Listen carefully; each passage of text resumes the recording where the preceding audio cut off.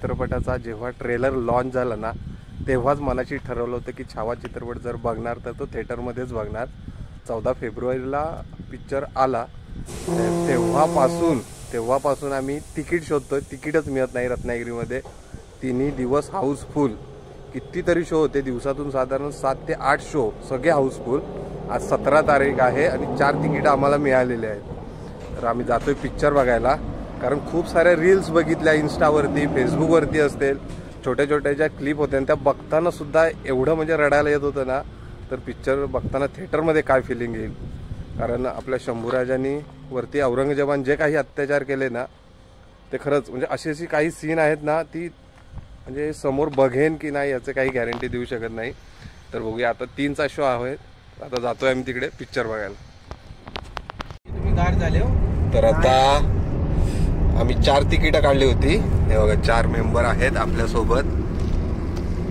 आता साधारण वाजलेत 2:30 वाजलेत, फक्त अर्धा तास आहे, आरामात जाणार आहोत।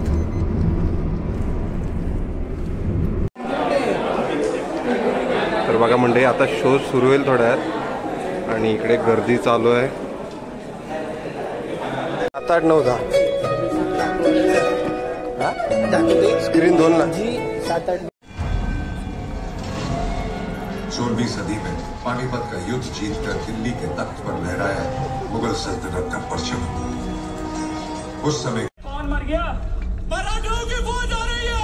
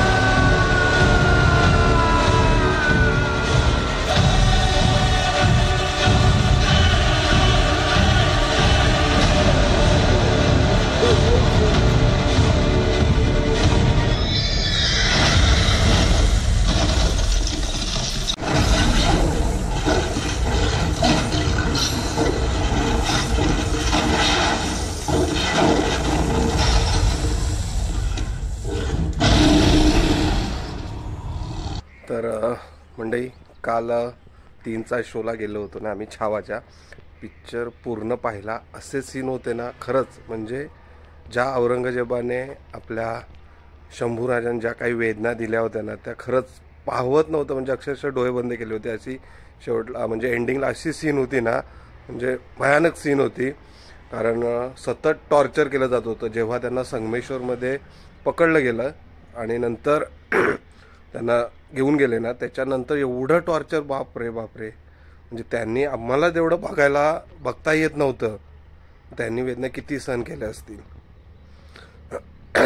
अक्षरशः रडत होतो, कारण आम्ही 4 जण गेलो होतो, 4ही जण रडत होतो एंडिंगला, म्हणजे जबरदस्त खरंच। उतेकर साहेबांचे काही डायरेक्शनसुद्धा केलं होतं ना, खरंच जबरदस्त। विकी कौशल म्हणजे पूर्ण जगलायत, तो आपल्या शंभूराजांचं जीवनच जगलाय, कारण त्यांचा एक इंटरव्ह्यू होता त्याच्यामध्ये जो राज्याभिषेक दाखवला गेला आहे ना, त्याच्यामध्ये अक्षरशः रडलेत ते राज्याभिषेकचं सीन करताना, खरंच जबरदस्त। कारण टॉर्चरचं सीन आहे ना, जेव्हा अंगाला पूर्ण मीठ लावलं जातं, पूर्ण वार असतात अंगावरती, पूर्ण मीठ लावलं जातं, प्लस म्हणजे भयानकच सीन होती, भयानक सीन होती। आणि ह्या महाराजांच्या इतिहासमधून आहे ना खूप काही शिकण्यासारखं आहे. कारण जे मुघलांचं सैन्य होतं ना औरंगजेबाचं, साधारण 5 लाख सैन्य आणि महाराजांकडे फक्त 25,000 मावळे होते. परंतु महाराजांनी जी काही रणनीती आखली ना, खूप काही शिकण्यासारखं आहे याच्यामधून. जर तुम्हाला पिक्चर बघायचा असेल तर खरंच थिएटरमध्ये जाऊन बघा. मोबाईलवरती ऑनलाईन असा बघूच नका, फ्रीमध्ये बघूच नका, थिएटरमध्ये जाऊनच बघा. खरंच जबरदस्तच पिक्चर आहे.